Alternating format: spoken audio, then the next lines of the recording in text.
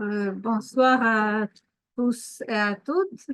Nous sommes très heureux de vous accueillir dans notre séminaire en sciences humaines et sociales. Donc, ce soir, Laurent Tatarenko va nous parler de mémoire divisée d'un patrimoine commun, le cas des églises en bois des rites orientales dans la Pologne contemporaine. Donc, Laurent Tatarenko, vous êtes directeur du Centre de civilisation française et d'études francophones de l'Université de Varsovie. Vous êtes historien moderniste, ancien membre de l'École française de Rome. Vous êtes chargé de recherche au CNRS, rattaché à l'Institut d'histoire moderne et contemporaine. Vos travaux portent sur les régulations sociales et leurs valeurs institutionnelles des populations uniates et orthodoxes d'Europe centrale et orientale au XVIe et XVIIIe siècle. Plus récemment, vous développez une réflexion sur les rapports entre les cultures religieuses et les pratiques de gouvernement dans les communautés slaves orientales. Merci de nous présenter ce soir vos travaux de recherche. Donc, je vous passe la parole. Merci Kinga. Donc, je vais juste présenter le PowerPoint. Tant que ça marche.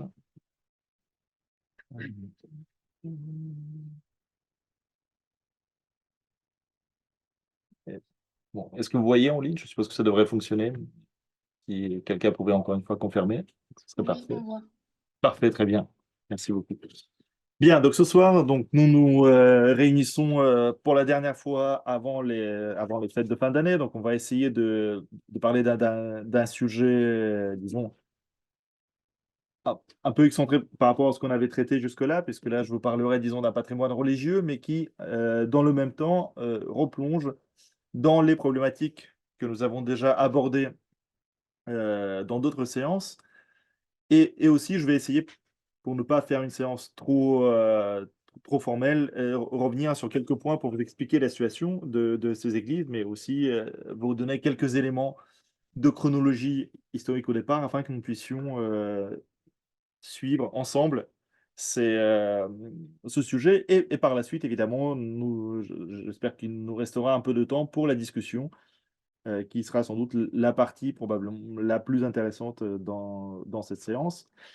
Et donc, pour commencer, je vous rappelle, pour ceux qui étaient déjà en ligne avec nous, enfin en particulier pour les étudiants inscrits, que dans le cadre de la séance précédente, nous avons parlé de l'archéologie, donc un sujet différent, de l'archéologie antique du Proche-Orient et du Maghreb, et nous avons évoqué à cette occasion la question de la propriété du patrimoine, autrement dit du rapport entre les identités locales et l'héritage culturel considéré comme exogène ou extérieur, donc aux populations qui vivent sur ces territoires aujourd'hui, à travers le rapport entre les sociétés musulmanes et les traces des cultures grecques, hellénistiques, romaines ou byzantines qui les ont précédées.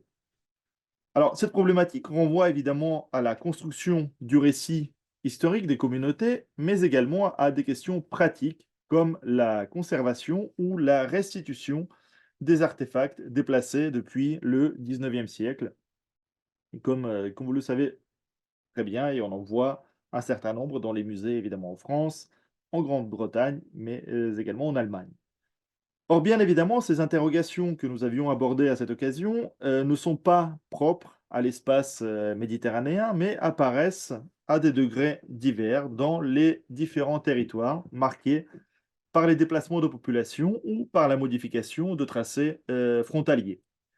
De ce point de vue-là, et comme vous le savez, évidemment, la Pologne contemporaine constitue un cas particulièrement intéressant, puisque au cours de son histoire, et sous des formes différentes, la Pologne, ou la Pologne-Lituanie, si l'on considère la fin de la période médiévale et la période moderne, a connu un destin politique très mouvementé, avec pour conséquence des modifications successives d'un territoire à la fois vaste et hétérogène, marqué par les différentes identités locales. Alors, sur cette échelle, celle de la longue durée, deux étapes ont constitué des basculements particulièrement importants, à savoir la disparition de la République polono-lituanienne en 1795, à la suite des trois partages de la Pologne, et la formation ensuite de la République populaire de Pologne après la Seconde Guerre mondiale, dont le territoire a été réduit d'un cinquième par rapport à celui de la Deuxième République de Pologne et décalé vers l'ouest par rapport à la période de l'entre-deux-guerres. Donc, pour évoquer les conséquences de ces transformations dans la perspective patrimoniale qui nous occupe dans ce séminaire, j'aborderai aujourd'hui le cas des lieux de culte de rite slave oriental rattachés à les communautés dites ruthènes, à l'époque médiévale et moderne, une affiliation complétée par l'appartenance à l'identité ukrainienne et bélarusse, forgée par l'affirmation des mouvements nationaux au cours du XIXe siècle. Alors, ce choix, le choix de cet héritage, de ce patrimoine, s'explique à la fois par l'importance de ce groupe qui formait la plus importante minorité religieuse du point de vue démographique jusqu'à la Seconde Guerre mondiale, et aussi par le sort subi par ces populations après la fin du conflit, avec les déplacements forcés imposés par les autorités de la nouvelle Pologne communiste. Alors aujourd'hui, une partie de ce patrimoine a su attirer l'attention internationale par le biais de l'architecture, puisqu'en 2013, 16 églises en bois de la région des Carpates, 8 du côté polonais et 8 du côté ukrainien, puisqu'ils ont été considérés comme un ensemble culturel commun, ont été inscrites sur la liste du patrimoine mondial de l'UNESCO qui justifiait cette inscription sur le registre de la manière suivante. Donc je vous ai mis ici le texte.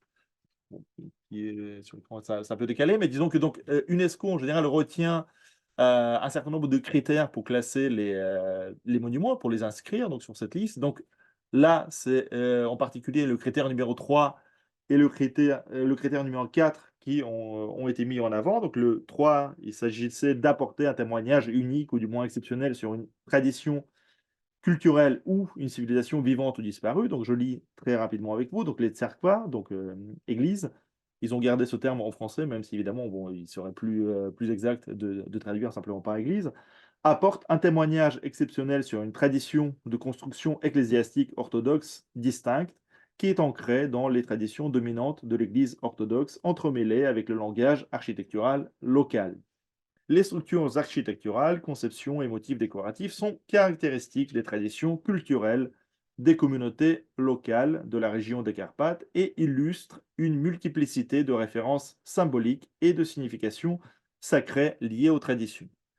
Pour le critère 3 et pour le critère numéro 4, qui entend offrir un exemple éminent d'un type de construction ou d'ensemble architectural ou technologique ou de paysages illustrant une ou des périodes significatives de l'histoire humaine. Donc, il a été précisé que les églises sont un exemple exceptionnel d'un groupe d'édifices construits selon un type de construction en rondins de bois traditionnel qui représente une période historique importante de la conception architecturale dans la région des Carpates. Sur la base des traditions de construction à usage ecclésiastique orthodoxe qui étaient adaptées aux traditions culturelles locales, les églises, dans leurs évolutions entre le XVIe et le XIXe siècle, reflètent les références sacrées des communautés locales. Alors, ce sont des textes évidemment relativement formels, mais qu'est-ce qu'il faut en retenir? Eh bien, comme nous pouvons le voir, cette présentation qui figure sur le site de l'UNESCO met en avant le savoir-faire artisanal d'une part, mais également les références à l'histoire des communautés locales d'autre part. Donc, pour autant, ce choix patrimonial est relativement tardif par rapport à d'autres espaces semblables, puisque ce statut avait déjà été accordé aux églises en bois orthodoxes de la région de Maramureș, en Roumanie, depuis 1999, suivi par les églises en bois catholiques de rite latin de Basse-Pologne, donc en 2003, et enfin par les églises en bois catholiques, gréco-catholiques ou protestantes de Slovaquie en 2008. Donc surtout, cette liste ne comprend qu'une petite partie du patrimoine conservé et aujourd'hui inscrit dans les contextes locaux très disparates en Pologne même, avec plusieurs centaines de monuments. Et aujourd'hui, donc, pour analyser cette situation, je reviendrai justement brièvement sur l'histoire de cet ensemble architectural pour vous expliquer son rapport au territoire et son contexte culturel. Ensuite, j'analyserai également les défis auxquels ont été confrontés ces lieux de culte à partir de la deuxième moitié du XXe siècle et dont les traces s'observent encore aujourd'hui dans les représentations des populations locales. Et enfin, en dernière partie, je dirais quelques mots de ce processus de patrimonialisation relativement récente de ces monuments pour faire ressortir les nouvelles typologies culturelles qui redessinent ces paysages. Alors, pour en venir dans les périodes anciennes, mais qui sont, je pense, importantes pour comprendre justement l'inscription de ces monuments religieux dans leur paysage, il faut rappeler que cet héritage slave oriental, donc sur le patrimoine, sur le territoire pardon, de la Pologne contemporaine, apparaît aujourd'hui comme un écho lointain des premiers projets de christianisation de l'Europe orientale, partagés d'une part entre les missions catholiques et d'autre part la politique des princes de la Rousse de Kiev. Je rappelle donc que toute la partie de l'ancienne Grande Pologne, de l'ancienne République polo-lituanienne était occupée par les territoires donc rattachés donc à partir disons du Xe siècle à une entité politique désignée par le terme de Rousse de Kiev et qui était elle-même divisée en différentes principautés, mais rassemblée jusqu'au XIIIe siècle sous l'autorité du grand prince de Kiev, donc qui avait son siège dans cette ville, aujourd'hui capitale de l'Ukraine. Et donc, les princes de Kiev, justement, avaient adopté la version byzantine du christianisme à la toute fin du Xe siècle. On discute encore la date. Non, généralement, on retient l'année 998, mais disons qu'elle reste discutable. Mais ce qui est intéressant, c'est que justement, les trois voïvodies donc, contemporaines dont nous parlerons aujourd'hui, celle des Basses-Carpates, celle de Lublin et celle de Podlachie, correspondait précisément à cette frontière entre, d'une part, la Russe de Kiev, donc cet État que vous voyez sur la carte, dominé par la tradition orthodoxe, et les territoires polonais, rassemblés sous l'autorité des premiers Piast, que vous avez ici sur la carte. Donc, c'est une carte qui est en polonais. Je vais généralement vous présenter des cartes en polonais, tout simplement parce qu'elles sont plus précises et plus faciles à trouver. Je pense que la majorité d'entre vous lit le polonais, donc ce ne sera pas un problème. Et effectivement, en France, on manque de cartes en français, donc je n'ai simplement pas eu le temps de franciser, disons, ces cartes. Donc, je vous laisserai simplement regarder ici la version originale. Donc, vous voyez, voilà, donc l'autre côté, et d'ailleurs, vous voyez sur la partie droite, donc à l'est de la Pologne, à l'indication de la Rousse de Kiev, qui jouxte ces frontières, donc, disons, du territoire Piast au XIe siècle. Et donc, pour autant, le problème de la coexistence commença à se poser, même s'il y avait donc une division territoriale assez nette, mais le problème de la coexistence entre les deux traditions chrétiennes commença à se poser dès la fin du XIIIe siècle, après précisément l'éclatement de la Rousse à la suite de l'invasion mongole et le siège de Kiev, je vous le rappelle, en 1240, mais surtout au siècle suivant, quand les territoires occidentaux de cette ancienne entité orthodoxe ont été annexés par la Pologne pour la Galétie et par la grande principauté de Lituanie pour les autres principautés établies sur le territoire de l'Ukraine et du Bélarus actuel. Vous voyez ici donc la carte de la Pologne-Lituanie, qui à l'époque ne sont pas encore des républiques, mais qui sont une alliance, disons, politique et militaire entre les deux, une alliance dynastique avant tout, sous l'autorité des Jagellons. Et donc, vous voyez, que vous avez ici cette Lituanie historique qui correspond, disons, à la Lituanie actuelle qui serait ici, et puis tous les autres territoires qui font partie de la grande principauté à cette période et qui sont de fait les anciens territoires de la grande principauté de Kiev, autrement dit de la Rousse de Kiev, qui s'étendait sur cet espace jusqu'au XIVe siècle. Alors, du coup, ce qui est intéressant, c'est qu'à partir de cette époque, le terme justement Ruthène que j'ai évoqué au début, je vous rappelle, formé en français à partir de la terminologie latine de la chancellerie pontificale, donc en latin, on appelait cette population Rutheni, donc par référence à la Rousse, est rentré justement dans l'usage politique courant, en référence aux anciens habitants de cet espace orthodoxe, donc de la Rousse de Kiev, ce qui apparaît d'ailleurs de manière encore plus explicite dans le mot polonais rusziny, puisque si en français on a repris cette formulation latine, en polonais évidemment, comme vous le savez, je pense, on garde le terme Rushine, donc qui renvoie à la Russie.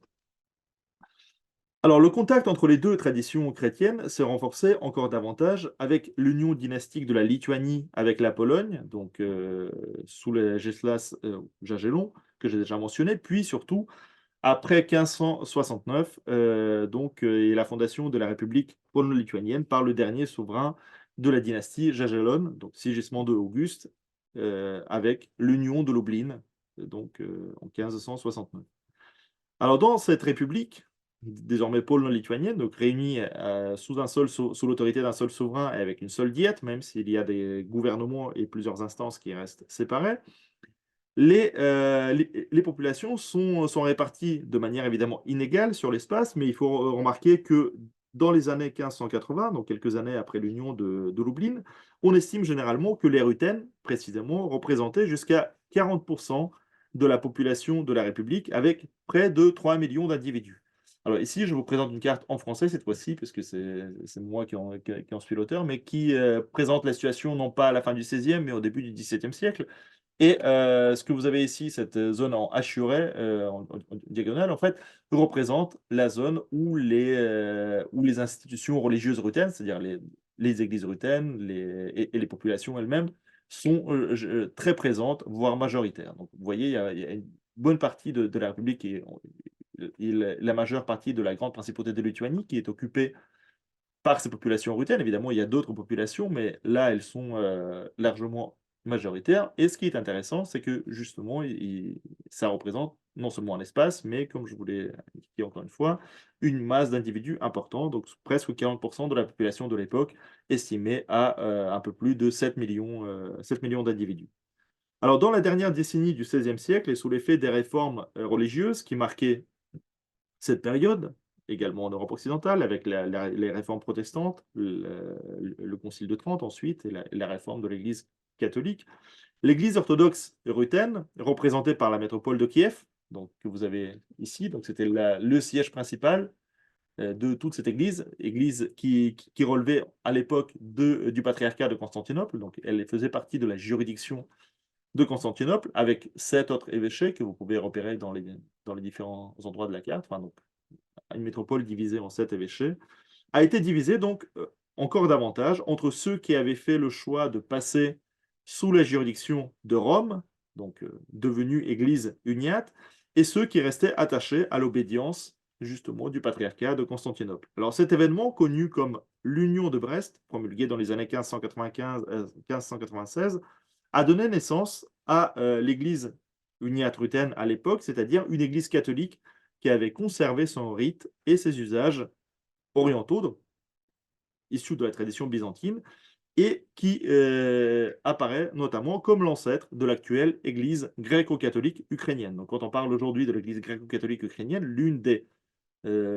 principales églises de l'espace ukrainien aujourd'hui, c'est en quelque sorte l'Union de Brest, qui a été la date de naissance de cette entité ecclésiastique.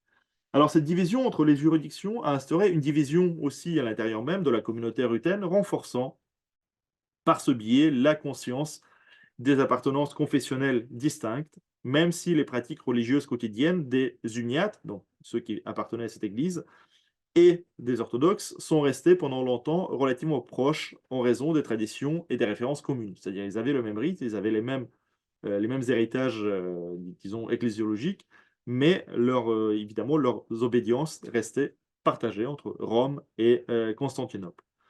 Pour autant, après les guerres du milieu du XVIIe siècle, ça aussi, je pense que c'est un épisode que vous connaissez, qu'on appelle généralement déluge, en particulier dans la guerre avec la Suède.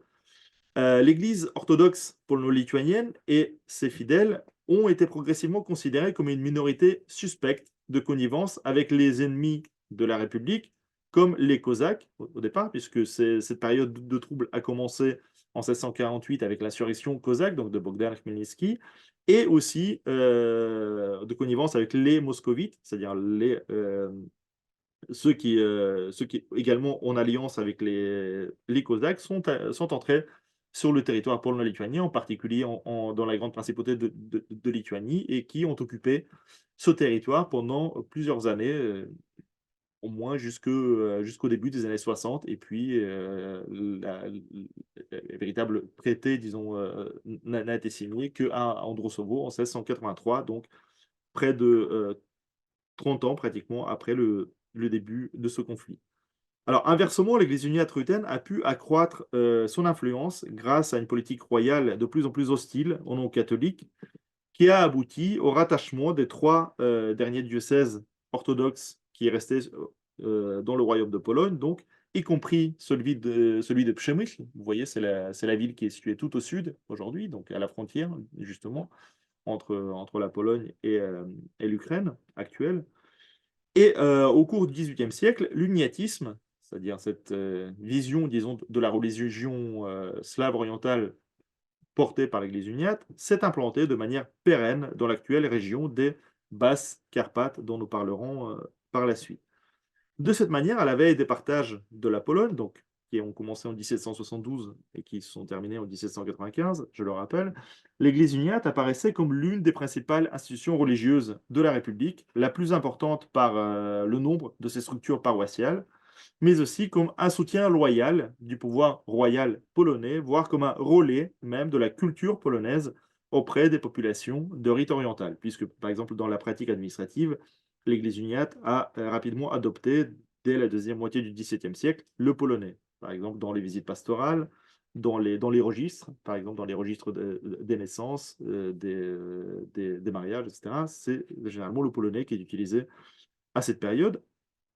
Et donc cette situation explique aussi pourquoi l'Église uniate ruthène a fait l'objet de nombreuses poursuites sur la plus grande partie de son ancien territoire après justement la disparition de la Pologne, sur cette partie qui avait été annexée par l'Empire russe, qui voyait en elle une forme de déviance, pourrait-on dire, face à l'ancienne tradition slave orthodoxe.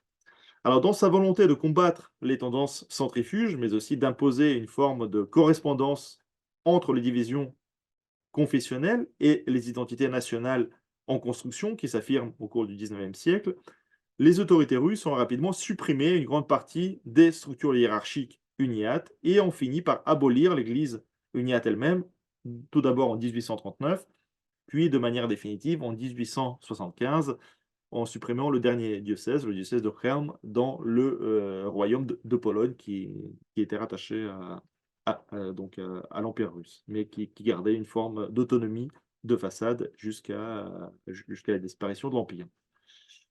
Alors, à cette occasion, certaines églises ont été fermées, mais la plupart a été reconsacrées comme lieu de culte orthodoxe, puisqu'on considérait qu'il s'agissait simplement d'églises ruthéennes qui avaient été en quelque sorte arrachées à leur tradition originelle par Rome, et avec quelques modifications architecturales, simplement afin de servir de pôle de diffusion à la religion officielle de l'Empire russe.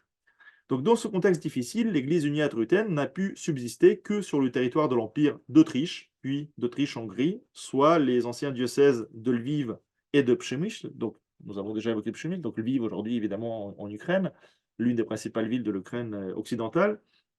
Eh bien, ça devient à la fin du XVIIIe et au XIXe siècle le cœur de l'Église uniate, puisque c'est le seul endroit où à la fois le clergé, mais aussi toute la communauté des fidèles a pu être préservée malgré un certain nombre de difficultés. Alors, là, ensuite, deuxième étape importante, et également dans son récit très schématique, c'est la renaissance de la Pologne, évidemment, en 1918, avec la fin de la Première Guerre mondiale, qui a redonné une place nouvelle à l'Église désignée par l'ancien pouvoir autrichien comme gréco-catholique. C'est Marie-Thérèse d'Autriche au XVIIIe siècle qui met en place ce terme. Et donc le terme ruthène ou le terme uniate est remplacé dans la documentation officielle par le terme gréco-catholique, en devenant justement l'une des institutions religieuses, mais aussi culturelles à cette période des populations ukrainiennes de Pologne. C'est-à-dire que à partir du début du XXe siècle, l'identité gréco-catholique devient étroitement associée disons, au sentiment national ukrainien en train de s'affirmer sur le territoire de la Pologne indépendante. Alors, dans les autres territoires récupérés de l'Empire russe, c'est-à-dire là ceux où l'union avait été supprimée, l'uniatisme a connu un succès plus mitigé, même si des tentatives d'y réintroduire l'union ont permis de créer ce qu'on a appelé à l'époque l'église néo-uniate ou l'église catholique de rite byzantino-slave en Pologne, qui en fait consistait à faire revenir, en particulier en Podlachie, certaines paroisses devenues catholiques latines vers l'uniatisme, mais sans les lier institutionnellement à l'église gréco-catholique ukrainienne des régions méridionales. Alors, pourquoi est-ce que cette nouvelle union, disons, n'a pas connu beaucoup de succès? Eh bien, précisément parce que la politique ouvertement anti-uniate menée par la Russie avait abouti soit au rattachement des fidèles à l'Église orthodoxe, soit, dans de nombreux cas, à leur passage au catholicisme de rite latin. Ça, simplement, donc ils sont restés catholiques, mais ils ont rejoint, disons, la communauté polonophone et considérée comme polonaise des catholiques de rite latin. Autrement dit, donc vers 1918, le nombre de familles qui avaient préservé les traditions et la mémoire uniate restait relativement faible, et donc c'est la raison pour laquelle le nombre de fidèles de cette nouvelle union était probablement de quelques milliers au début des années 20. Alors, à titre d'exemple, nous pouvons citer ici le cas de l'église Saint-Jean l'Évangéliste, telle qu'elle est appelée aujourd'hui, d'une localité qui s'appelle Polskowola, donc qui est située dans la voïvodie de Lublin, près de Międzyrzec Podlaski. Et il est intéressant de voir à la fois le nom même du toponyme, enfin l'histoire de ce toponyme, mais aussi l'histoire de cette église, puisque ce village qui existait au moins depuis le XVIe siècle, donc sous le nom de, justement, non pas Polska, mais Ruska Wola, autrement dit un village ruthène, et qui était précisément appelé ainsi parce qu'il était peuplé par une majorité de ruthènes, possédait une église orthodoxe, donc Sainte Parascève, qui est qui est une sainte typiquement orthodoxe, en particulier pour cette région, et qui, au début du XVIIe siècle, était déjà passée à l'Union. Donc, l'ancien lieu de culte en bois avait été reconstruit au début du XVIIIe siècle, et en 1875, quand le diocèse de Kherm avait disons, avait été rattaché à l'église orthodoxe russe, cette église a été, elle aussi, reconvertie en église orthodoxe, puis reconstruite en 1891, même si la majorité des habitants avaient déjà rejoint l'église catholique de rite latin, justement en résistant à la fois aux pressions de l'église impériale russe, mais aussi en résistant pendant un certain temps à cette assimilation à l'église latine, mais finalement mis face au choix en 1875, ils ont choisi cette deuxième solution, donc aller plutôt vers l'église catholique polonaise. Alors, ce qui est intéressant, c'est justement c'est qu'avec l'indépendance et le départ des autorités russes, le village a été volontairement rebaptisé, donc en 1919, Polskowola, pour affirmer évidemment son appartenance nationale, et l'église a été à cette occasion reconsacrée comme sanctuaire catholique, elle le reste aujourd'hui, même si le bâtiment reconstruit en 1921, c'est-à-dire que certaines sources expliquent que l'ancienne église orthodoxe avait été détruite et on a construit de nouveau un nouveau bâtiment, mais quand on observe le bâtiment aujourd'hui, à la fois par le caractère du bois, mais aussi même surtout au niveau de sa forme, tout porte à croire que on a simplement réutilisé une église orthodoxe qui ici reste marquée par l'architecture russe de la fin du 19e siècle. Alors, ces actions de reconsécration, qui ont concerné de nombreux autres lieux de culte, intervenaient dans la suite du décret de Pilsudski du 16 décembre 1918, qui transférait tous les biens de l'Église orthodoxe à l'État, en considérant que le réseau orthodoxe avait été imposé en Pologne par l'Empire au XIXe siècle, et qu'il y a eu en quelque sorte des créations presque artificielles qui devaient être soit transférées à l'Église catholique, soit simplement revenir à l'État, donc pour être utilisées avec d'autres fonctions. Et donc, ce qui est intéressant, c'est que si l'on regarde les statistiques du diocèse de Kherm, encore une fois, dont je vous ai parlé ici, pour l'année de 1929, donc 10 ans à peine après ce décret, on voit que sur les 416 églises slaves orientales, donc des églises orthodoxes à cette période, qui existaient avant la Première Guerre mondiale, 35 avaient été détruites pendant la guerre, donc très bien, 164 transférées à l'église catholique après l'indépendance de la Pologne, 111 fermés ou désacralisés, 30 rasés, puisqu'on considérait simplement qu'il n'y avait plus de communauté orthodoxe sur place et donc qu'elle devenait en quelque sorte inutile, alors que seuls 76, soit à peine 18% du total, avaient conservé leur fonction cultuelle. Autrement dit, vous voyez, un diocèse qui a perdu presque les 4, plus des 4 cinquièmes de ces lieux de culte, si on considère leur appartenance confessionnelle d'avant la Première Guerre mondiale. Alors, néanmoins, une partie des paroisses orientales, notamment en Podlachie, ont pu retrouver une place dans le cadre de l'Église orthodoxe locale qui, en 1924, donc l'Église de Pologne, est parvenue à obtenir son indépendance administrative, dite autocéphalie. Peut-être vous connaissez le terme, puisque c'est le terme qui est employé aujourd'hui pour l'Église ukrainienne. Donc, vous avez peut-être entendu en 2019, l'Église ukrainienne a obtenu son autocéphalie, c'est-à-dire son indépendance de Moscou et sa reconnaissance par Constantinople. Donc là, il s'agissait de la même chose, mais on était en quelque sorte un siècle plus tôt.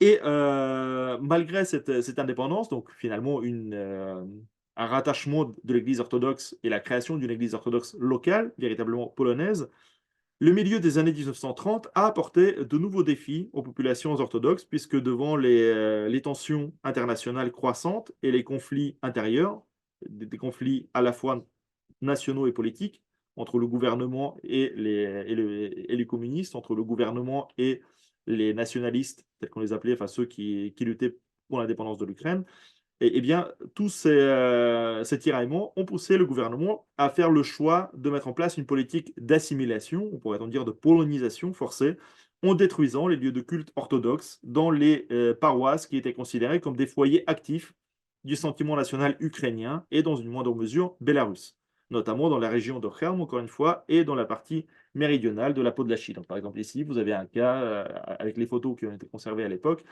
une église, donc dans la voïvodie de Lublin, encore une fois, de Prechorile, avant sa destruction. Et puis ici, vous voyez les paroissiens qui essaient de sauver les icônes juste après la destruction de l'église. Vous voyez le bâtiment effondré au fond de l'image. Donc ces actions se complétaient par la répression menée de la part des autorités locales, et notamment les autorités locales insistaient sur le fait que les langues nationales, donc ukrainienne et bélarusse, ne devaient pas être utilisées dans les pratiques cultuelles. C'est-à-dire qu'ils insistaient sur le fait que l'Église orthodoxe de Pologne devait utiliser, non pas dans la liturgie où on conservait le slavon, mais dans la prédication, dans les autres passages de la messe, devait utiliser le polonais comme langue locale et comme langue nationale. Alors pour autant, si les contextes politiques du 19e siècle, puis de l'entre-deux-guerres, ont profondément remodelé, comme je viens de vous le montrer, la définition et le tracé des frontières entre les communautés religieuses, et les actions entreprises après la Seconde Guerre mondiale ont créé une situation nouvelle, remplaçant cette fois-ci les tentatives d'assimilation par les déplacements forcés de population.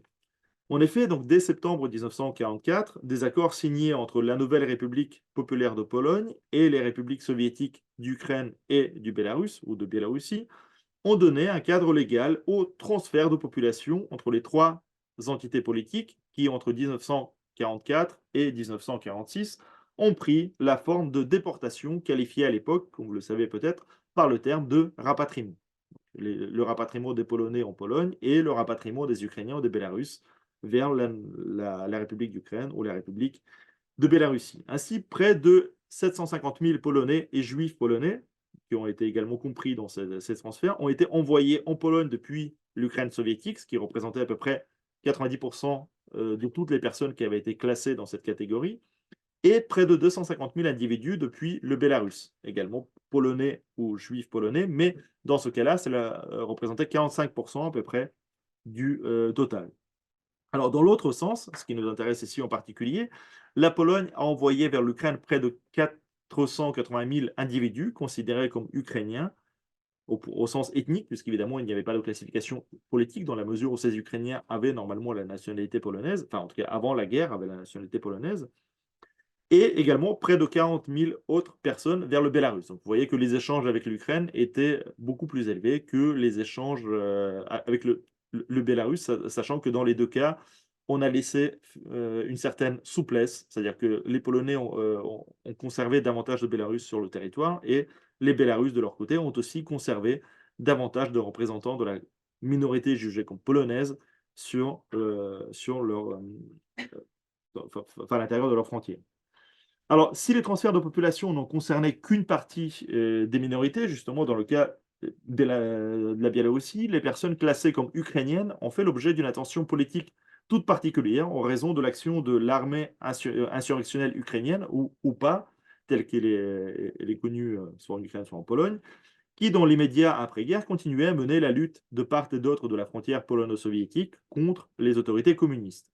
Donc, pour couper les formations militaires ukrainiennes de leur base arrière, le gouvernement polonais a procédé à une opération de pacification, disons, dite Action Vistule, menée d'avril à juillet 1947. Ici, vous voyez aussi une photo du départ des habitants d'un des villages de la région de Sanok vers le Kremlin, donc en mars, excusez-moi, donc ça, j'ai oublié de montrer, donc ça, c'est pour les déportations, justement, de la période précédente. Et puis ici, vous avez un autre cas, donc l'expulsion des populations ukrainiennes d'un village de la région de Beshchad par l'armée en mai 1947, peu après le début de cette opération Vistule.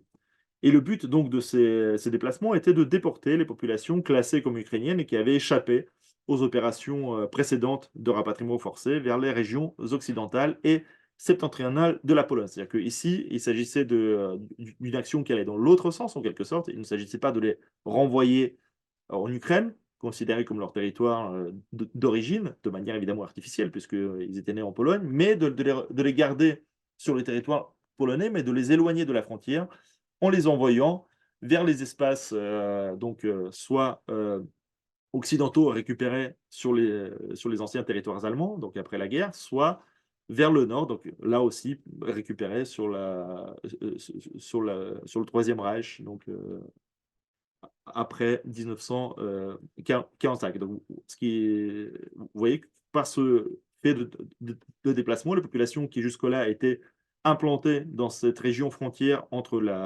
les églises justement de rite latin et les églises de tradition orthodoxe, elles se sont retrouvées à l'autre bout, c'est le cas de le dire, de la Pologne, et dans des zones évidemment où jusque-là il n'y avait pas de communauté orientale présente dans les périodes précédentes. Et donc, il faut remarquer à ce sujet que cela a concerné les personnes aussi qui se considéraient comme ethniquement ukrainiennes, certes, mais également celles qui, par exemple, comme les Lemko, donc, estimaient ne pas faire partie du récit national ukrainien. D'ailleurs, dans l'entre-deux-guerres, il y a eu des tensions entre l'Église gréco-catholique ukrainienne et l'Église gréco-catholique des Lemko, qui, justement, ne voulaient pas faire partie de la même institution, considérant que l'Église ukrainienne avait trop avancé sur cette voie de la nationalisation et qui souhaitaient garder leur propre identité, une identité locale en quelque sorte, sans faire partie de ce qui était assimilé désormais à un peuple ukrainien. Donc là aussi, c'est une question évidemment qui est assez intéressante pour ces constructions des représentations à cette période. Donc, quoi qu'il en soit, au total, les historiens estiment que durant ces quelques mois, entre 140 000 et 150 000 personnes ont été contraintes d'abandonner leurs habitations pour aller dans les territoires à l'ouest de la Pologne. Alors, bien entendu, je ne fais ici qu'évoquer brièvement un sujet par ailleurs très complexe qui a produit une importante historiographie, mais ce qu'il faut retenir ici pour notre thématique est que ces événements de l'après-guerre ont abouti à une situation où un nombre important de monuments religieux qui continuaient à marquer le paysage ont été complètement détachés de leur communauté en perdant ainsi leur lien culturel avec la population locale, puisque on retrouvait plusieurs centaines d'églises, donc soit gréco-catholiques, soit orthodoxes, dans des espaces où il n'y avait plus de représentants de ce christianisme oriental.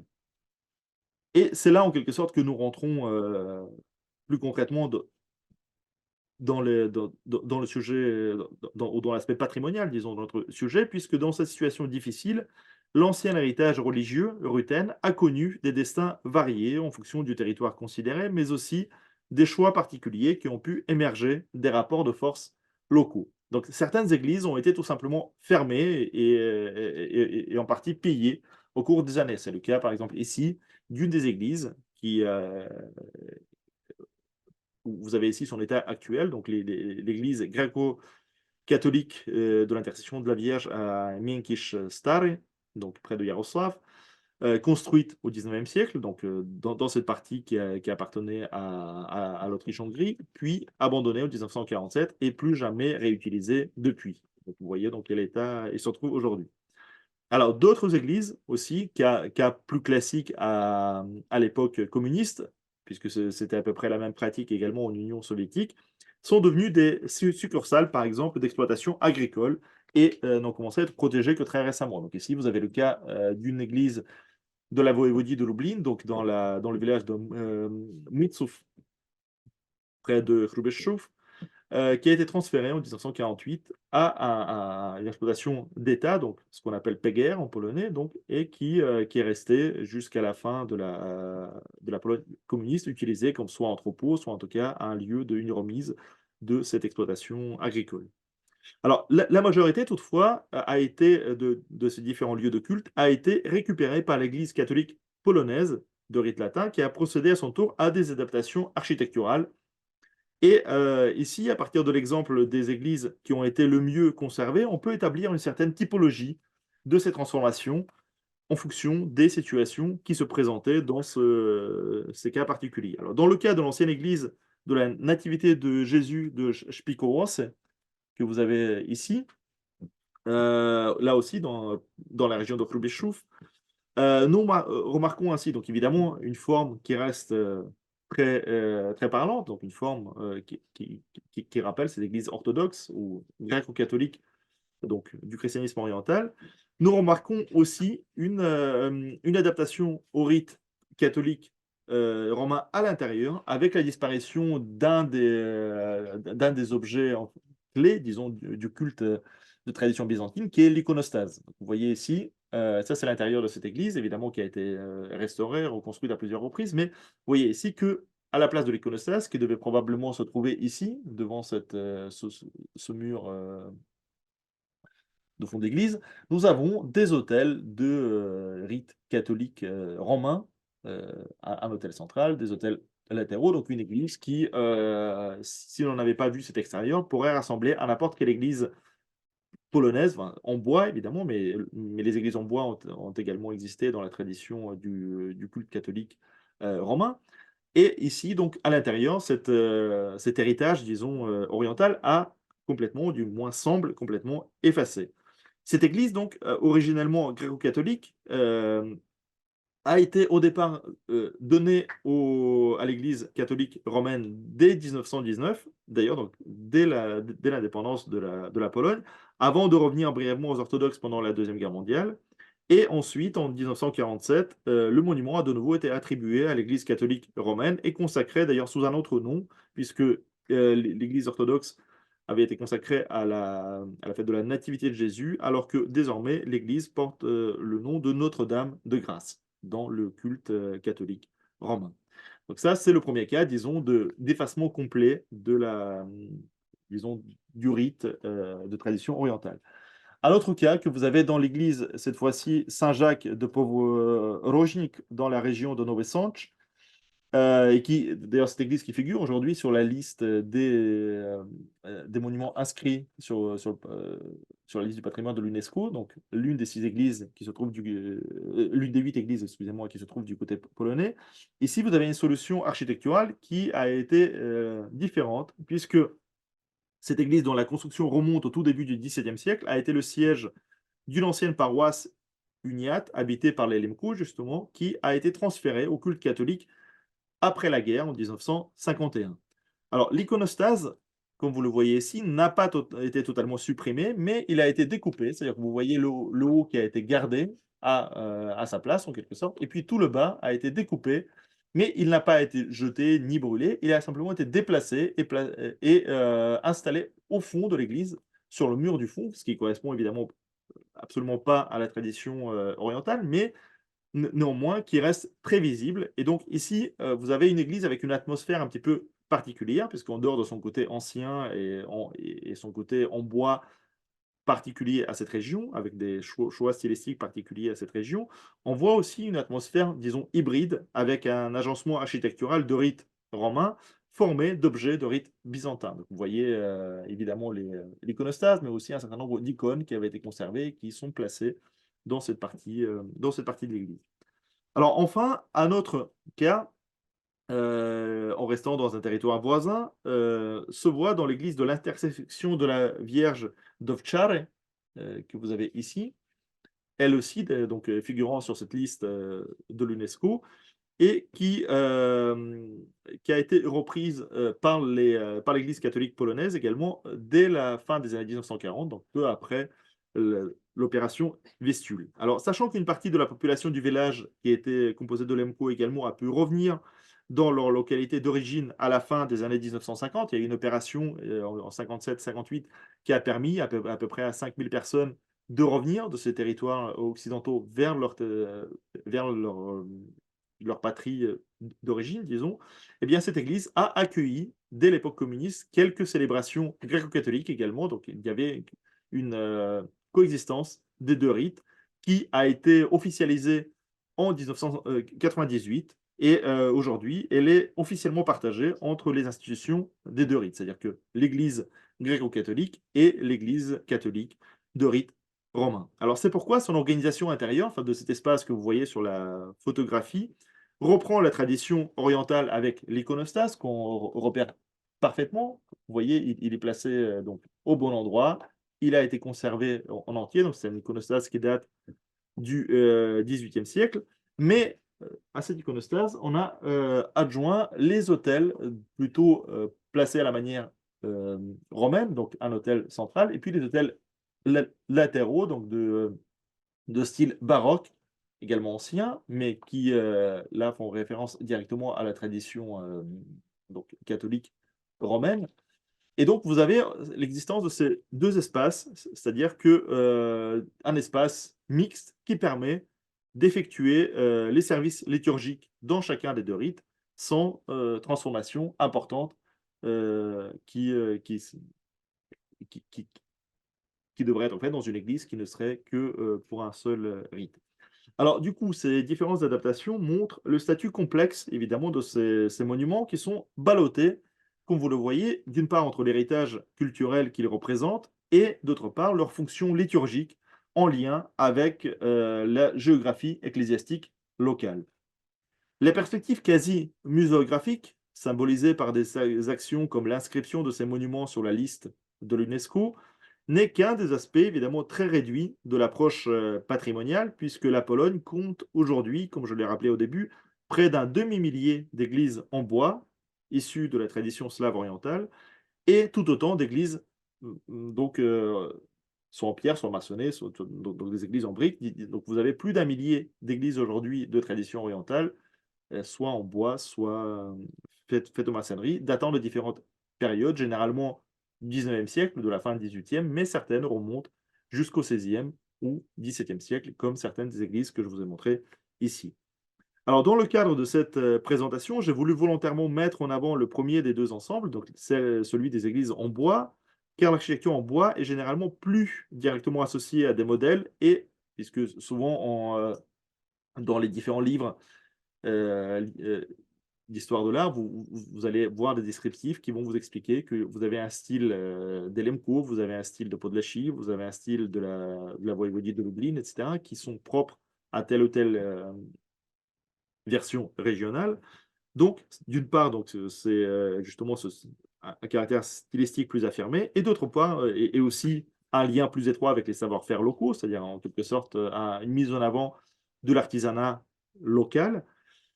Et par ce fait, ces églises en bois deviennent aussi l'objet d'un intérêt touristique, comme on le voit notamment avec le cas des églises des Carpates, qui sont visitées par les gens qui se trouvent dans cette région très touristique par ailleurs.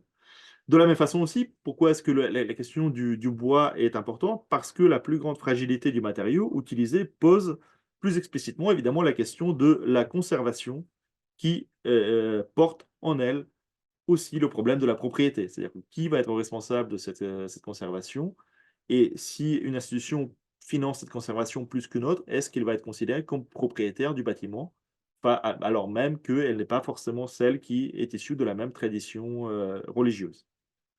Donc d'une part, alors aussi, de ce point de vue-là, le potentiel touristique de ces monuments reste encore envisagé de manière inégale, à vrai dire, mais aussi sans doute trop classique, réduisant souvent ces ouvrages architecturaux à des exemples particuliers, soit des exemples particulièrement réussis ou particulièrement bien conservés d'un style donné.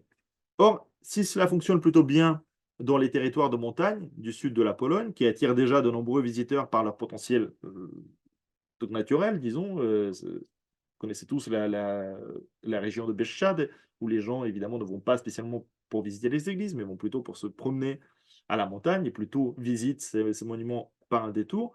Eh bien, si c'est un critère qui peut évidemment être tout à fait valable dans une région déjà très touristique, il semble insuffisant, en tout cas peu convaincant, pour les régions plus septentrionales des voïvodies de Lublin ou de Podlachie, qui restent moins attrayantes de ce point de vue naturel que ne l'est la région des Carpates. Alors, dans ces territoires, la préservation de cet héritage passe davantage par la nature vivante de ces. Donc, je parle ici des voïvodies de Lublin et de Podlachie, passe par la nature vivante de ces lieux en leur qualité d'espace cultuel administré par les communautés locales.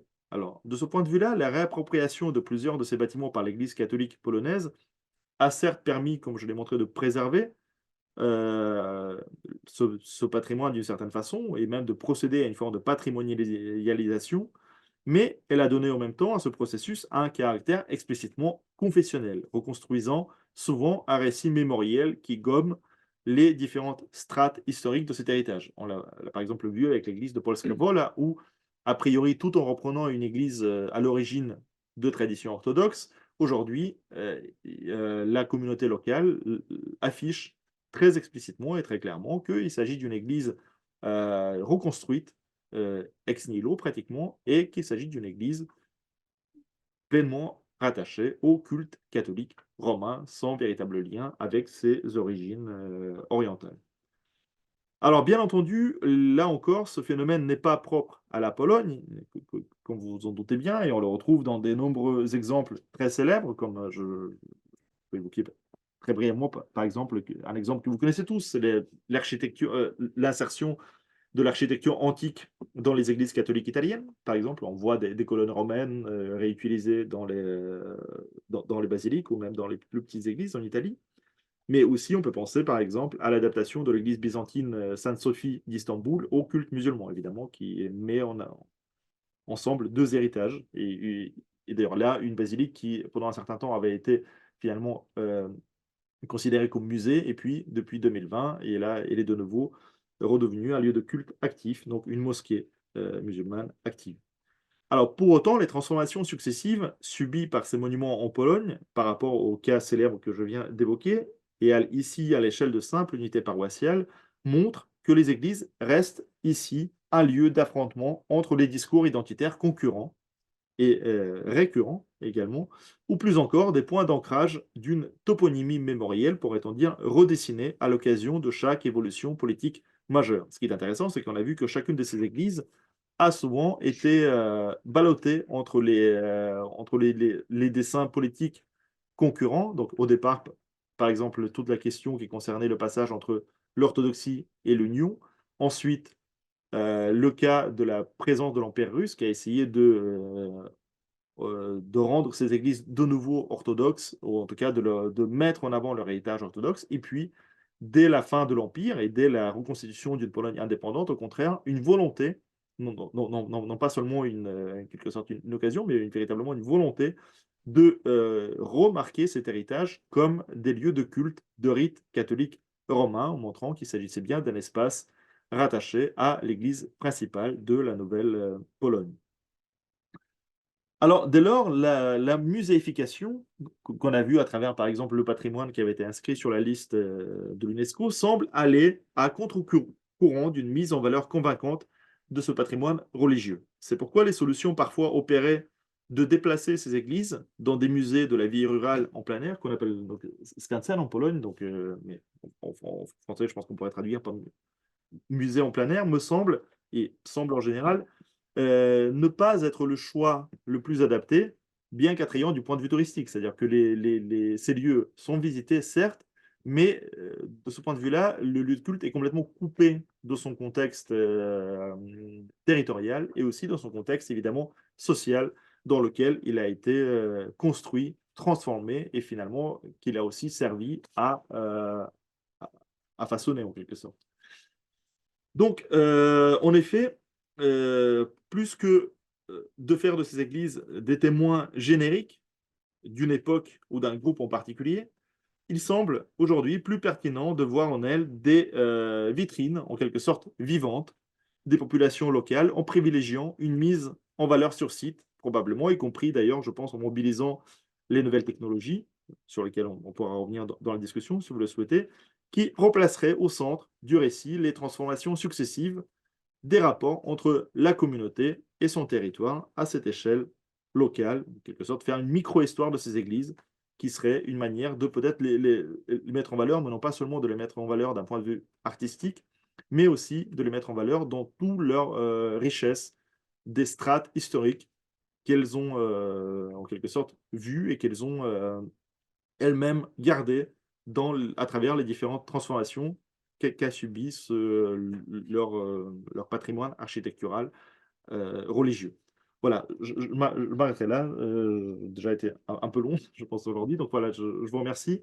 Et si vous le souhaitez, on peut donc commencer à discuter. Si vous avez besoin de précisions, je suis à vous aussi sur telle ou telle période, sur telle ou telle image. Mais plus généralement, on peut discuter sur les aspects patrimoniaux si vous le souhaitez. Oui.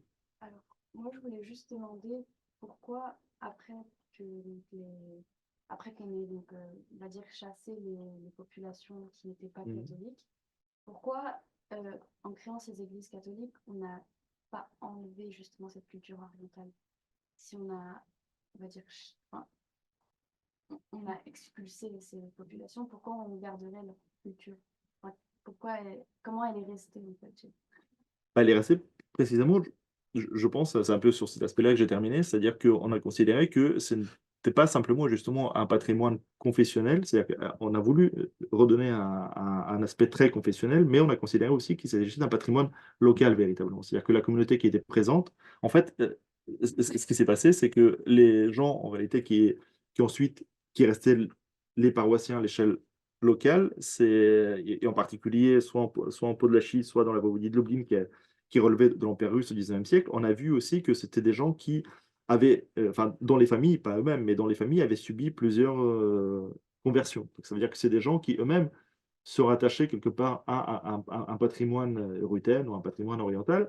Et même souvent, si ces gens-là, ils n'ont pas conscience d'appartenir à ce patrimoine, c'est-à-dire assez intéressant quand vous allez, par exemple, soit à Polska Wola, soit dans les régions au sud de la voïvodie de la Podlachie, quand vous voyez même les noms de famille des gens qui sont présents, c'est des noms de famille qui se terminent en ouk, très généralement. Donc, on voit très bien qu'ils ont des origines ruthènes.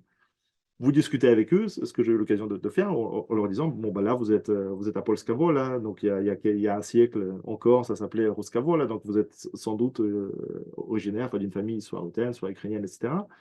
Tous, ils vous répondent, ah, pas du tout, je suis un catholique polonais, je suis pas du tout, je ne considère pas du tout que j'appartiens à cet espace oriental. Donc, ce qui est intéressant, c'est ils ont oublié ou effaçaient cette mémoire, mais ils ont en revanche gardé une forte mémoire locale, en considérant qu'ils sont du lieu. Et donc, finalement, cette église, même si c'est une église qui est de la confession concurrente, elle appartient à leur espace imaginaire local, si vous voulez. Donc, je pense que c'est l'une des explications. C'est-à-dire qu'en disant qu'on n'efface pas le lieu, on efface sa fonction en quelque sorte. Et c'est ça qui est important. En dehors du fait par ailleurs aussi que dans la deuxième moitié du XXe siècle, évidemment, des églises comme celles qui ont été inscrites sur le patrimoine de l'UNESCO on était quand même bien conscient, même s'il y avait ces tensions confessionnelles, que c'était des églises exceptionnelles d'un point de vue architectural. C'est-à-dire que juste les détruire, ça aurait été dommage et que les préserver, ça aurait été une des solutions. D'autant plus que certaines de ces églises, et même une grande partie de ces églises, étaient de tradition gréco-catholique. C'est-à-dire que ce n'étaient pas des orthodoxes,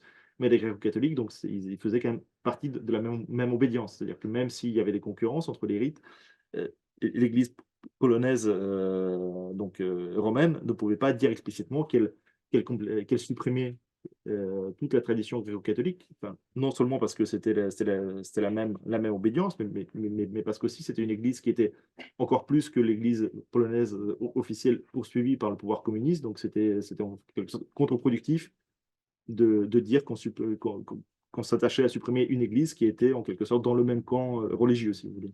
Voilà. Donc, bon, c'est une des lectures. Je ne suis pas spécialiste du XXe siècle, donc peut-être un spécialiste et vous dirait que pas du tout, il y a une autre raison, mais disons que moi, d'un point de vue ancien, c'est comme ça que je lirais cette préservation, en quelque sorte.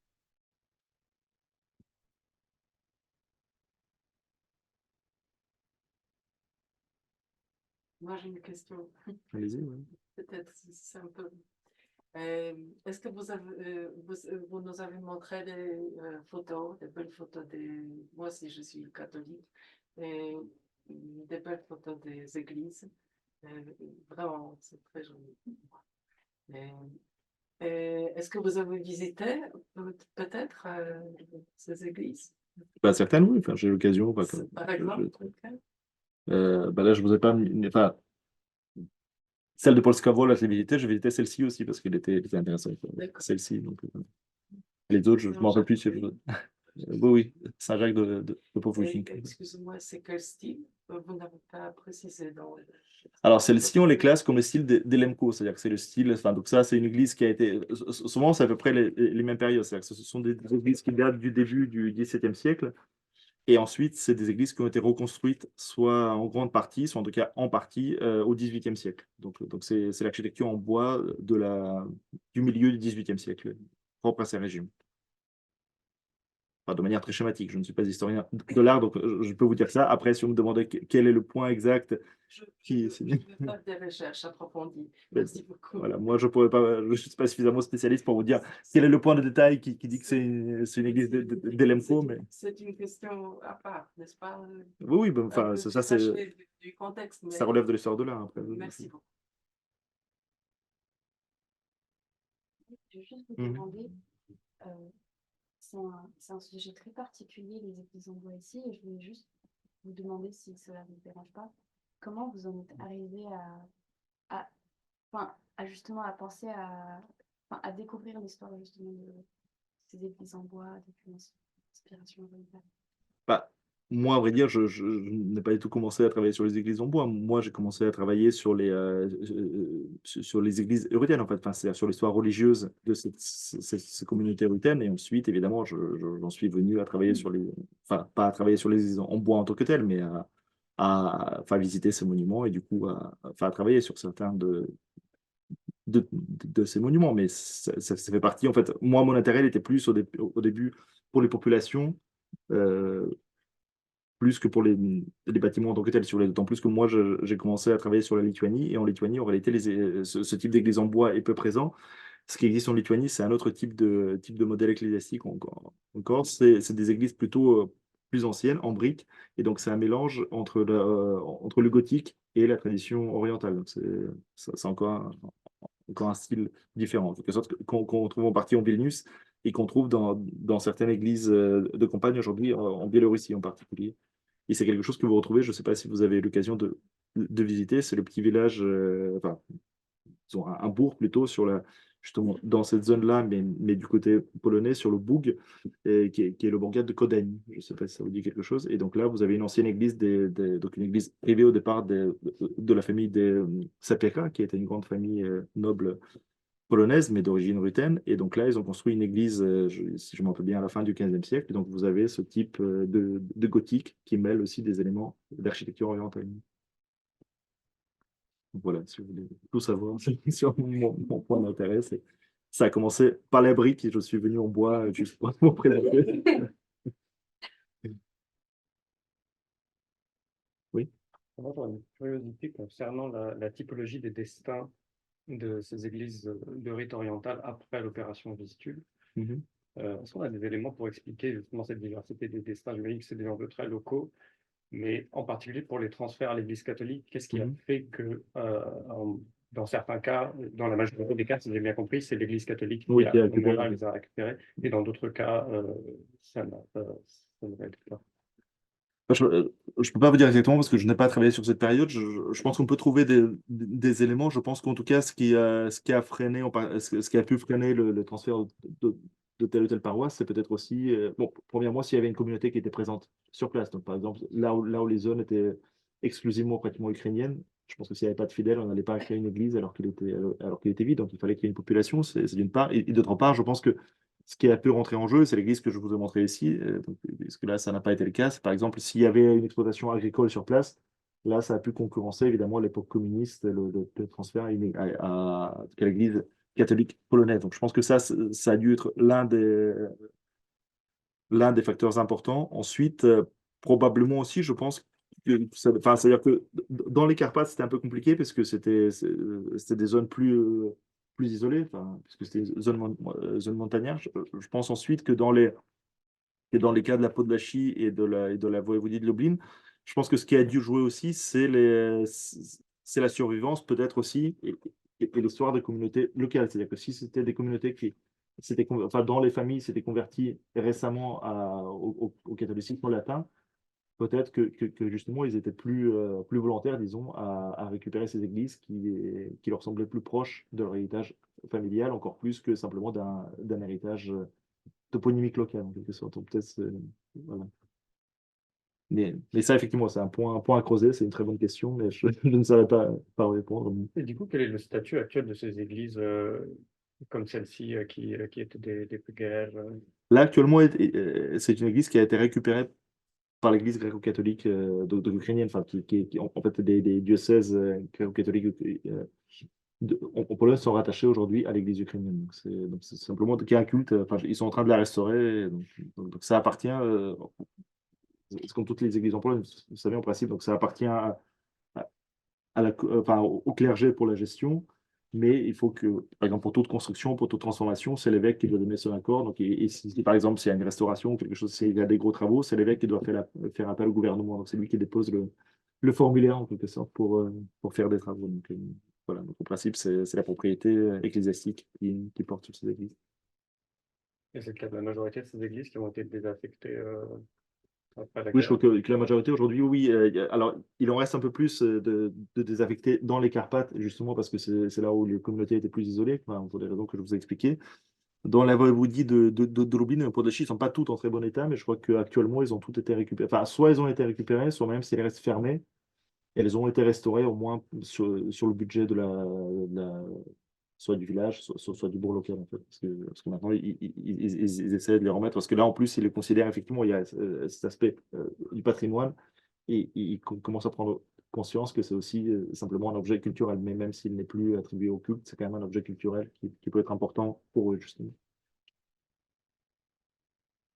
Et il y a des exemples de patrimonialisation qui, de ce point de vue, vont dans le sens de ce que vous proposiez à la fin, qui ne soient pas justement des inclusions dans des scansens. Bah pour l'instant, je parle pas donc c'est le cas avec les églises qui ont été inscrites sur l'UNESCO, c'est-à-dire qu'ils n'ont pas été mises dans un skansen. Quand je parlais de skansen en particulier, c'est le cas de Lublin. Je ne sais pas si vous avez l'occasion de visiter le skansen qui est à Lublin, enfin de la vie à Lublin. C'est un lieu assez connu parce que il y a un film qui est assez célèbre, enfin qui est un film fait sur la base d'un livre en polonais sur le guérisseur qui vient de sortir, donc, le film Znachor qui est aujourd'hui. Et donc, justement, une grande partie, toutes les scènes rurales, ça a été tourné dans le skansen de Lublin, justement. Et donc, dans le skansen de Lublin, vous avez une église en bois qui a été transférée, je crois, de la voïvodie, enfin, d'un autre endroit. Et c'est une église qui est à la fois dans le skansen, mais qui est en activité également. C'est-à-dire qu'en fait, il y a quand même un culte qui a lieu régulièrement dans cette église.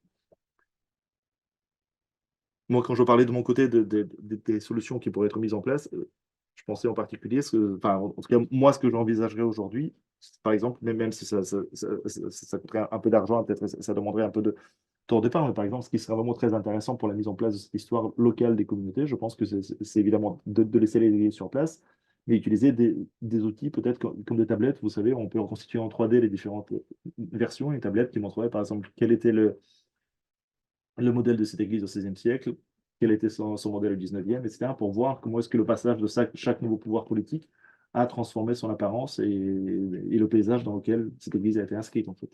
Je pense que ça pourrait être intéressant, par exemple. Donc, si vous voulez faire une ERC pour lancer, voilà une idée que je vous offre très volontiers.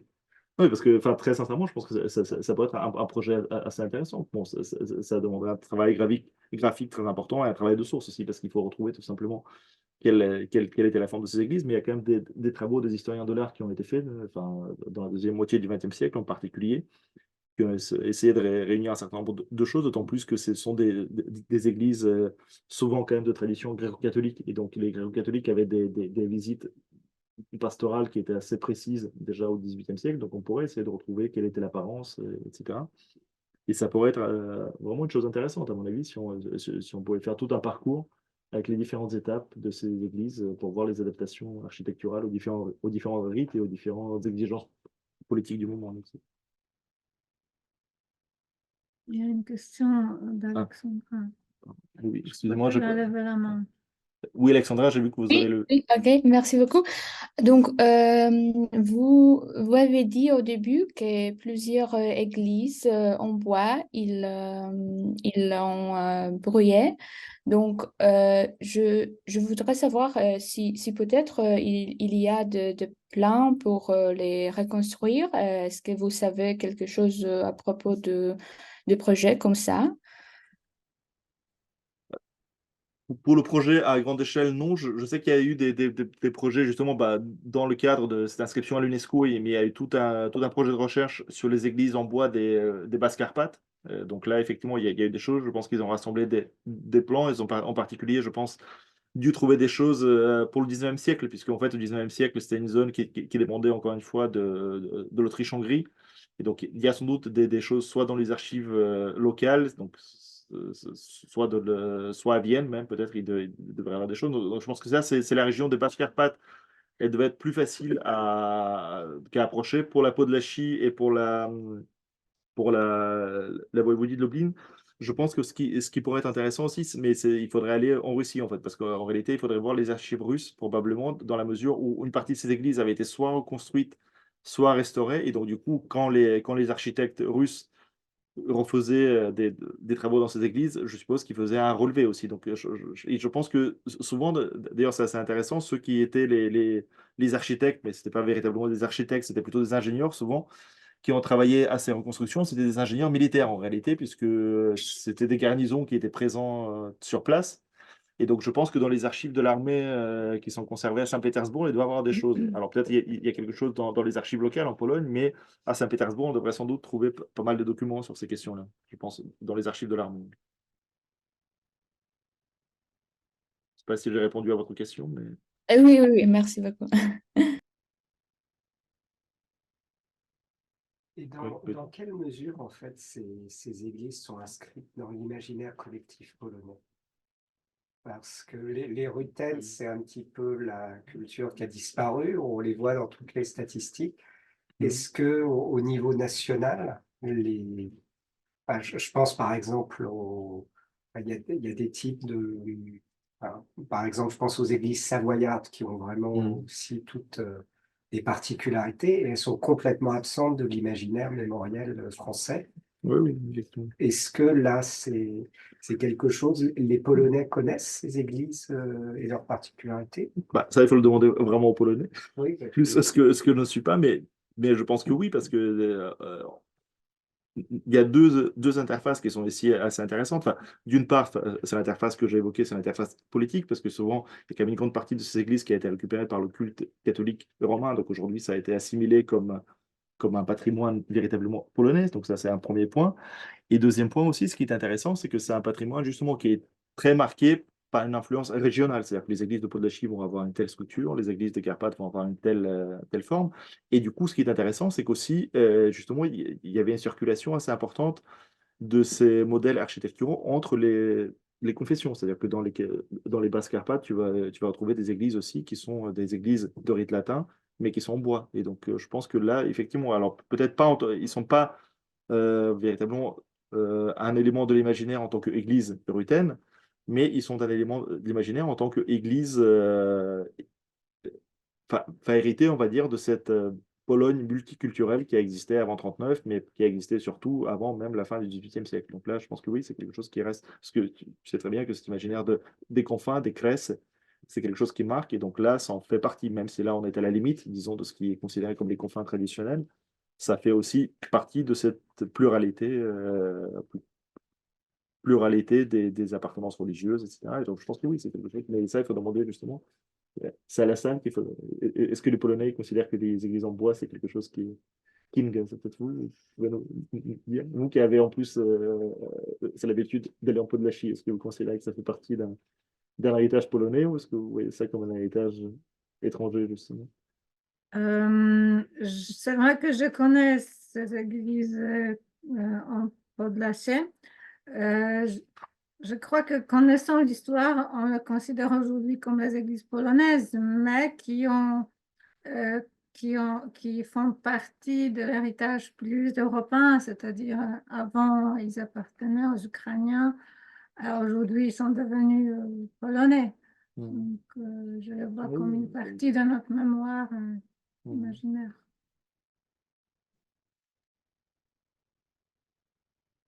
Oui, enfin, moi, il me semble aussi que, enfin, en tout cas, par rapport à l'exemple que tu as cité des églises savoyardes, je pense que oui, enfin, là, c'est vraiment quelque chose qui est beaucoup plus présent dans l'esprit des Polonais que chez nous. Et pour la population locale, je pense que c'est très important aussi. Ils Oui, sont oui, tout à très fait. attachés à ce lieu de Oui, culte. parce que en fait, c'est un marqueur du territoire, en fait, même presque. Mais il s'agit des églises à Podlachie. Mhm. Moi, c'est ce que j'ai vu après. Parce que pour ce qui concerne d'autres églises, c'est pas forcément le cas.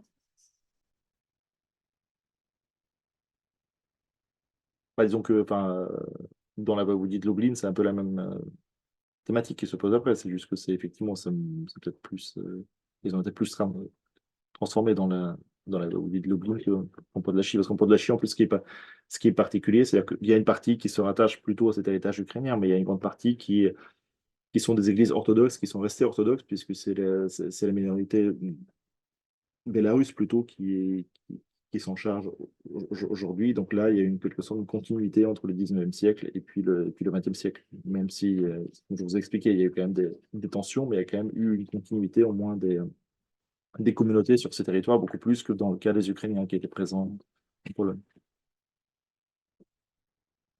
Et par exemple, pour les Ukrainiens qui ont été déportés par l'action Wisła vers Mhm. l'ouest de la Pologne, est-ce qu'ils ont laissé des traces architecturales ou ils ont été complètement noyés dans la masse? Bah, moi, il me semble que quand même, si ils ont pas, dans les premières années, en tout cas, bon, après ce qu'il faut dire aussi, c'est qu'une grande partie de ces Ukrainiens, en fait, ont été assimilés aussi du point de vue confessionnel. C'est-à-dire qu'une grande partie est devenue de rite catholique, enfin, a rejoint les églises catholiques polonaises. Mais il me semble que justement, il y a quand même eu des tentatives et on trouve, il me semble qu'il y a quelques églises, mais ça se compte sur les doigts d'une main. Il y a 4 ou 5 églises, pas en bois, mais en tout cas de style oriental, qui ont été construites dans les voïvodies de Cujavie, par exemple, ou plus à l'ouest encore. Donc, effectivement, en arrivant, ils ont essayé de reproduire leur communauté en quelque sorte. Et c'est d'ailleurs un phénomène aussi qu'on retrouve dans les diasporas plus lointaines. Par exemple, en Amérique du Nord, les Ukrainiens qui ont immigré pendant soit sur le début du XXe siècle, soit après la Seconde Guerre mondiale, certains ont reconstruit, enfin, pas des églises en bois comme ils l'étaient là, mais disons que des églises très marquées par une tradition locale, soit galétienne, soit celle des Carpates en particulier, mais de l'autre côté de l'Atlantique cette fois-ci. Ce qui est normal au fond, parce que finalement, on le voit très bien que dans le diaspora, ce phénomène d'exacerbation des identités locales et presque mythifiées en quelque sorte sont d'autant plus fortes. Donc, c'est normal que ceux qui partaient d'une région très marquée, très singulière culturellement, finalement, essayaient de reproduire dans leur territoire d'adoption, en quelque sorte, même si dans le cas de l'opération Vistule, c'est très différent, évidemment, mais dans le cas des diasporas, soit en Amérique du Nord, soit en Australie, ils essayaient d'emporter avec eux, justement, ces traditions aussi ecclésiastiques, finalement. Oui. J'ai pas tout à fait compris. Vous avez parlé des églises qui ont été pillées Mhm. à un moment. Et c'était des églises, du coup, enfin, aux endroits où les Ukrainiens ont été déportés. C'est ça? Oui.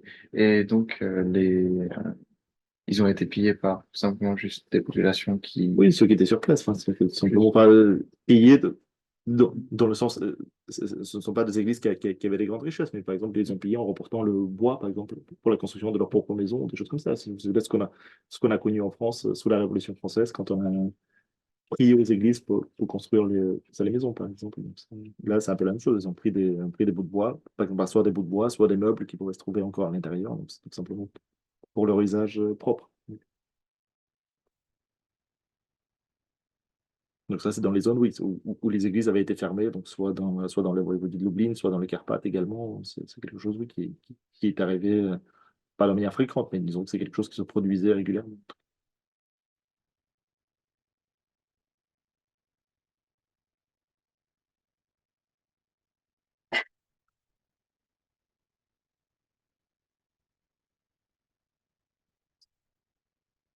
Vous avez droit à une dernière question. Ensuite, on peut dire, si vous voulez, que c'est le mot de la fin, comme vous le souhaitez. On s'arrête là pour aujourd'hui. Bah, merci à vous. Écoutez, je vous remercie de m'avoir écouté. J'espère que, enfin, pour les lycéens, j'espère que vous reviendrez. J'espère que vous été intéressé par le sujet. Voilà. Et pas seulement comme une obligation, mais comme Bah non, il n'y a pas d'obligation. Merci.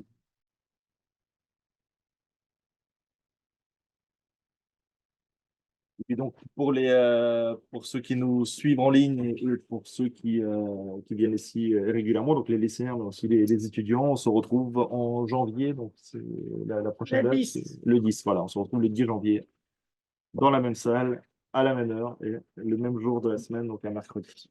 Voilà. Merci beaucoup, au revoir. Merci, Au au revoir, revoir. bonne soirée. Et de bonnes fêtes, puisqu'on ne se revoit pas dans cette année.